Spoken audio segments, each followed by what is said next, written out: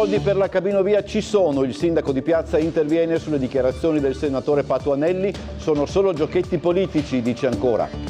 4 indiane segregate a Sesana, non si ferma il racket dei migranti, l'episodio denunciato a metà dicembre si indaga a Trieste e a Capodistria. Come sarà la rinnovata libreria antiquaria Umberto Saba? Il futuro gestore immagina anche un angolo dedicato alla letteratura triestina del Novecento. Parla il neoattaccante della Triestina, entrato ieri, autore di un gol, restiamo uniti e concentrati, dice King Udo, e potremmo uscire dai guai. Sotto la pioggia e persino con un po' di neve si è chiusa la corsa della Bora 2025, sul podio più massacrante Marco Gubert e la triestina Nicole Guidolin.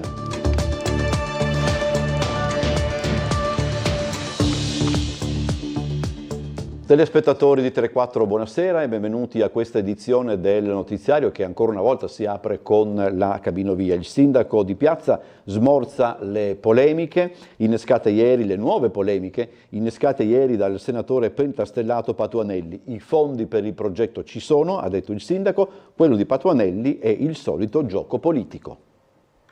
Negli ultimi 2 giorni 2 colpi sembrano essersi abbattuti sul progetto della capinovia, il pronunciamento del TAR regionale che impone alla regione di riconsiderare le autorizzazioni alle concessioni e ieri le dichiarazioni del senatore pentastellato Stefano Patuanelli in merito ai fondi necessari al progetto garantiti dal ministro delle infrastrutture Matteo Salvini dopo l'impossibilità di accedere al PNRR. Non ci sono e non c'è nessuna previsione che questo aspetto cambi repentinamente.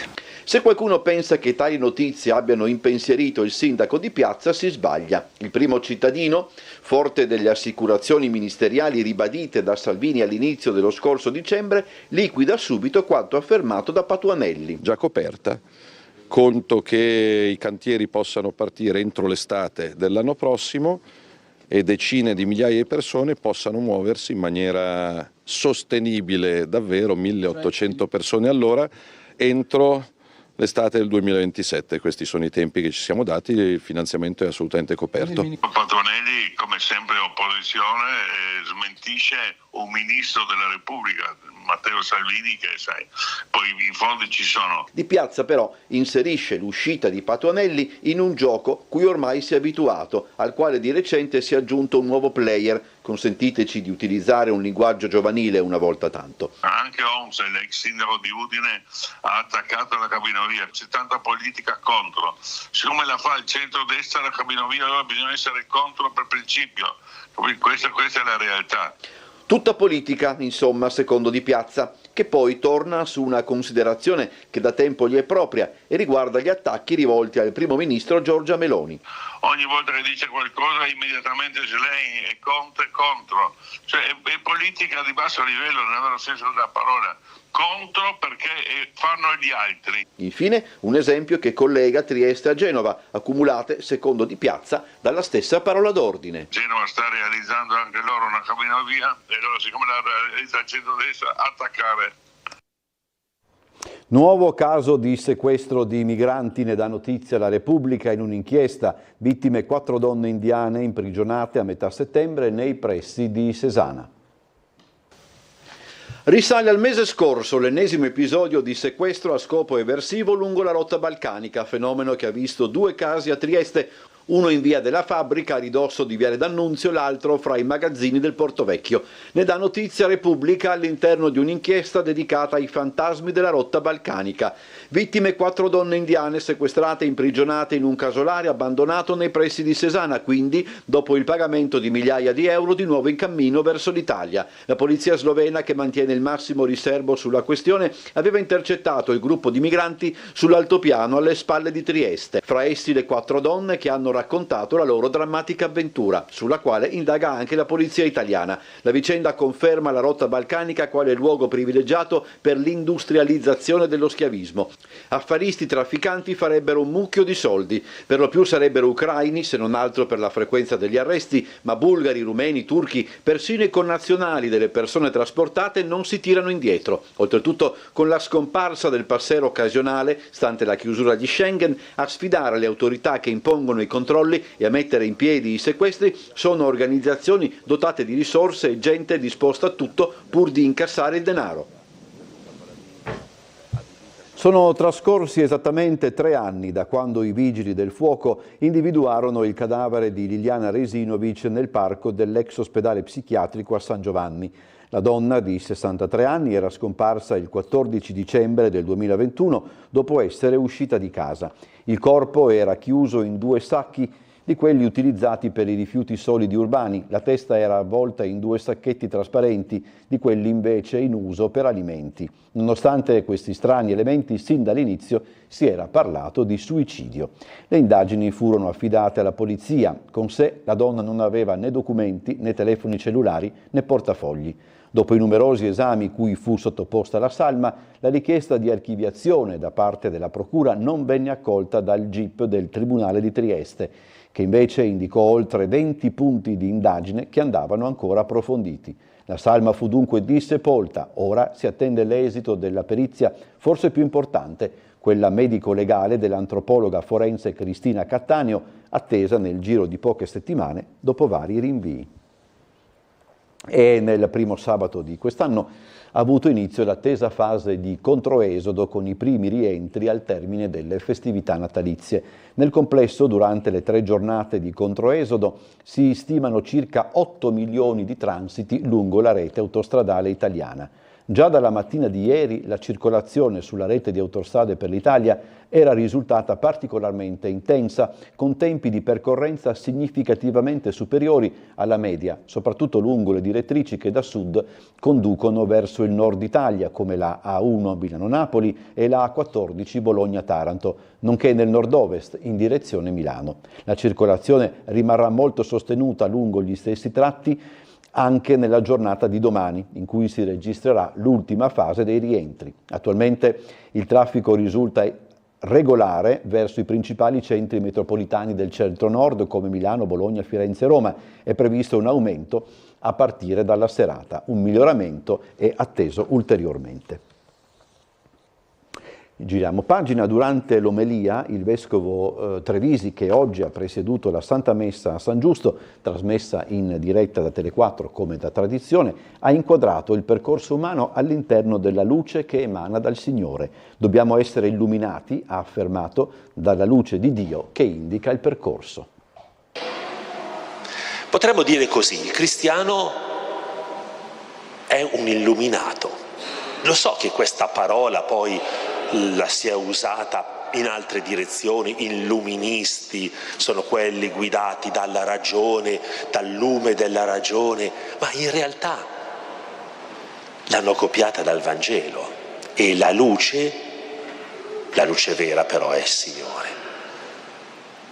Perché anche con tutta la nostra razionalità accumulata secoli su secoli, da cui viene anche tutto questo progresso tecnologico, noi abbiamo visto che siamo ancora degli apprendisti riguardo al senso della vita, all'amore, alla giustizia, alla verità. La luce vera è il Signore Gesù e il cristiano è l'illuminato, cioè colui che da quella luce prende alcuni riflessi e cammina in questa luce. Il Papa, nella bolla di indizione per questo anno santo, dice che tutti sperano in qualcosa, tutti sperano in un bene che lo si sta attendendo. Ma questa speranza umana per noi ha un fondamento, ed è il Signore Gesù. Lui, presente in mezzo a noi, anche dentro le oscurità, le tenebre, abbiamo sentito nel Vangelo, che ci avvolgono. Noi siamo chiamati a preferire la luce, non le tenebre. E la luce di Cristo è vita. Si va delineando il futuro della libreria antiquaria Umberto Saba. Massimo Battista, che andrà a gestirla, anticipa nel prossimo servizio alcune delle novità che saranno comunque inquadrate nel solco della tradizione. Tantissime persone sono entrate in questi weekend che abbiamo aperto a dicembre per fare anche delle prove, per capire un attimino come gestire l'afflusso, e le testimonianze di affetto da parte di triestini non sono state tantissime, quindi è bello poter dire che finalmente a breve aprirà la libreria Saba, probabilmente pensiamo a fine gennaio, poterla riaprire però non queste aperture spot ma continuative. Si sbilancia un po' Massimo Battista. Sarà lui, assieme ad un altro socio, a gestire la libreria antiquaria Umberto Saba, restaurata da qualche mese, per la quale dunque si profila, a partire dalla fine di gennaio, un futuro nuovo. La libreria è vincolata come studio d'artista e può essere solamente come destinazione una libreria antiquaria. Era una delle più importanti librerie italiane e tornerà ad esserlo. Ospite di Camporosso racconta, nei giorni scorsi Battista, esperto di libri rari, collezionista e blogger, ha chiarito meglio di quanto era trapelato nelle settimane scorse quello che sarà il futuro dello spazio storico di via San Nicolò. L'intenzione è proprio quella di tornare a essere una libreria che ha naturalmente una vocazione museale, è intrinseca, non si può escludere. Moltissimi curiosi entrano solo per vedere dove Saba lavorava. Per cui ci sarà questo doppio ruolo, di poter presentare la libreria, il luogo di Umberto Saba, ma anche di tornare a essere una libreria di riferimento per il mercato antiquario. All'interno della libreria ci sarà anche uno spazio riservato ad un momento ben preciso della letteratura triestina. Ci saranno offerte di titoli anche di autori locali, questo ovviamente per i turisti ma anche per i triestini che vogliono ampliare la conoscenza sugli scrittori giuliani, e si lavorerà tantissimo per ampliare il catalogo che già Mario Cerni ci ha lasciato, ma portare qualcosa in più, magari l'ultima parte del Novecento che sicuramente mancava. Parliamo adesso della Triestina, appena arrivato a Trieste, entrato in gara nel secondo tempo. King Udo ha suggelato con un gol realizzato di fatto all'ultimo secondo la vittoria dell'Unione per 3-0 contro la Clodiense. L'attaccante, nato a Reggio Emilia, così ha risposto in sala stampa alle domande dei giornalisti. Può provare ad andare Tonetto, il pallone per Vicario, servito Udo! King Udo servito davanti al portiere, gol! King Udo! Long live the King, lunga vita al re. La narrazione della gara che ieri ha visto la Triestina prevalere per 3-0 sulla Clodiense per forza deve partire dalla fine, ovvero dal terzo gol messo a segno dal nuovo arrivato King Udo, classe 1997, nato a Reggio Emilia. Ciliegina su una torta già bella e confezionata da Olivieri e della Zrac, autori delle altre due reti arrivate anch'esse nel secondo tempo. È stata una bella soddisfazione entrare e poi segnare, come anche per un attaccante è una cosa bellissima, però siamo tutti contenti che abbiamo avuto i 3 punti alla prima partita del 2025 e non dobbiamo fermarci qua e dobbiamo continuare su questo andamento, ecco. Nel post partita l'attaccante ha risposto alle domande dei giornalisti, a cominciare dall'impressione sulla situazione di una squadra che sulla carta avrebbe dovuto lottare per la promozione e che però si trova ancora in acque non sicure. Sì, appena sono arrivato mi sono detto era un po' strano, però lavorando sono sicuro che possiamo, anzi no, riusciamo a uscirne fuori da questa situazione. In fondo, ha raccontato Udo, è questa anche la filosofia che l'allenatore Tesser sta infondendo nei giocatori: crederci ed impegnarsi. Devi arrivare consapevole del fatto che devi dare il massimo, metterti a disposizione tutti insieme, cercare di andare dalla stessa parte, facendo sì che i risultati portino a nostro favore, ecco. L'incontro con la stampa ha consentito al nuovo arrivato di presentarsi al pubblico triestino in modo efficace e senza tanti fronzoli, e sembra sia già uno stile. Sono un attaccante, diciamo, che predilige attaccare la profondità, certo, però se mi metto anche in condizioni in altre maniere mi posso adattare senza alcun dubbio, però diciamo che preferisco attaccare la profondità, ecco. E si è conclusa la 10ª edizione della Corsa del Labora, record di iscritti, attenzione al territorio, le caratteristiche dell'appuntamento svoltosi fra ieri e oggi, con sole, pioggia e persino un po' di neve. Parlare di chilometro zero per una gara che di chilometri molti ne fa macinare ai partecipanti può sembrare un controsenso. Vero però è che l'edizione numero 10 della Corsa della Bora è stata caratterizzata, oltre che dallo spirito agonistico, da una notevole attenzione al territorio. Del resto Tommaso De Mottoni, instancabile organizzatore della Kermesse, in questi giorni lo aveva anticipato, anche a Tele4. Da un lato i corridori, protagonisti assoluti, quindi una piccola rivoluzione per quel che riguarda i ristori e la cerimonia di premiazione in Porto Piccolo, con abbondanza di prodotti tipici genuini al posto di ciò che di norma viene offerto ai podisti. Per quel che concerne la gara, essa si è conclusa con la vittoria di Marco Gubert e Nicole Guidolin. L'atleta trentino e la runner triestina, già favoriti prima della gara, hanno portato a casa la vittoria della Anniversary Ultra, la gara regina da 105 km.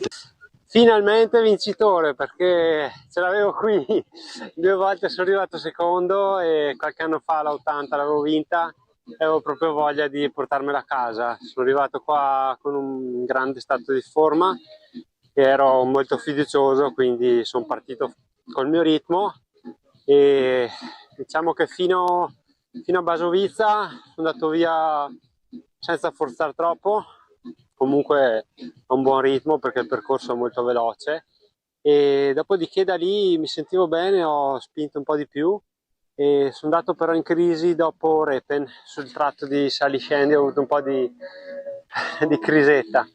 Un'edizione, quella 2025, premiata da un fiume di iscritti, oltre 3.000 atleti da oltre 50 nazioni, dall'Argentina alla Slovenia, un record di numeri per la manifestazione. Ben 9 le distanze, dall'inclusiva 5 km alla gara regina da 105 km.